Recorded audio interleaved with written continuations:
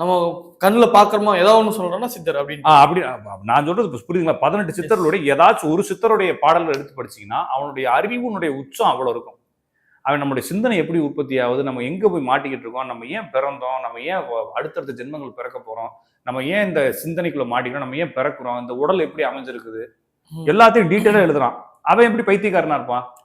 அப்ப நம்ம என்ன நினைச்சுக்கணும், பைத்தியக்காரனா இருப்பான் போல நினைச்சுக்கிட்டு இருக்கோம்.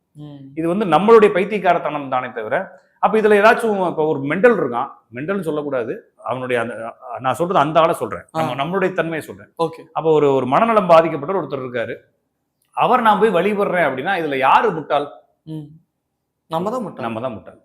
அப்ப இதை முட்டாள்னோடனே ஒருத்தர் கோவம் வரலாம், நான் எப்படா ஒரு சித்தரை அப்ப சரி பண்ணிக்கணும்னு சொல்ல வேண்டியது இருக்குது. கண்டிப்பா. அப்ப ஒருவேளை அவரை வந்து நீ வந்து வேற வழிபாடு சித்தர்னு சொல்லி சித்தர்களையும் கெடுத்து, ஒரு ஆள் வந்து கையில ஓம்னு பேர்லாம் போட்டு ஈட்டி வச்சுட்டு அந்த வேல் வச்சுட்டு ஒரு ஆள் இப்ப லேட்டஸ்டா கூட சுத்திட்டு இருக்கான். சரிங்களா? நான் வந்து தமிழ் சித்தன். அந்த ஆள் வந்து ஒரு தடவை நான் சமீபத்தில் சந்திக்கும் பொழுது தமிழ் பெண்களை வந்து கெட்ட வார்த்தையில அசிங்கமா பேசியிருந்தாரு. ஐயோ இறைவா. நான் போய் கேட்டேன், அறிவு கடை உனக்குன்னு, அப்படிதான் கேட்டேன், அறிவு கடை உனக்குன்னு கேட்டேன்.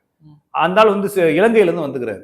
இலங்கையில இருந்து வந்து தமிழ்நாட்டுக்காரன் அப்புறம் கெட்ட கெட்ட வார்த்தையில் தொட்டது, பைத்தியக்காரன் சொல்றது, அடுத்து ஒண்ணு பார்த்தா அடிச்சிருவேன்னு சொல்லிக்கிறேன்.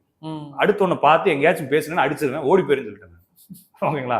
அப்ப என்னன்னா அவன் அந்த ஆளுடைய பர்சனல் லைஃப்க்கு நம்ம போக போறது இல்லை, அந்த ஆளு சொல்லக்கூடிய கருத்துக்களோட நம்ம போக போறது. ஆனா அவங்க என்ன செய்யறாங்கன்னா சித்தர்னு சொல்லி சித்தர்களுடைய மரபை வந்து என்ன செய்யறாங்க, இப்ப அடுத்து வர ஜெனரேஷனுக்கு சித்தர்னா பைத்தியக்காரன்ற மாதிரி புரிஞ்சுக்கோ.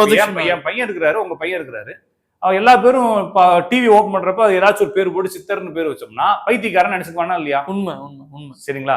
அப்ப சரியா புரிஞ்சுக்க வேண்டிய சித்தர்கள் அப்படிங்கிறவங்களுடைய வடிவம், அவங்களுடைய செயல்பாடுகள். அப்ப ஒரு சித்த புருஷன் எப்படி இருப்பான் அப்படின்னு சொல்லி வள்ளலாருடைய புத்தகத்துல இருக்கு. ஒரு ஞானிக்கான குணாதிசயங்கள் என்னன்னு சொல்லி எழுதியிருக்காரு.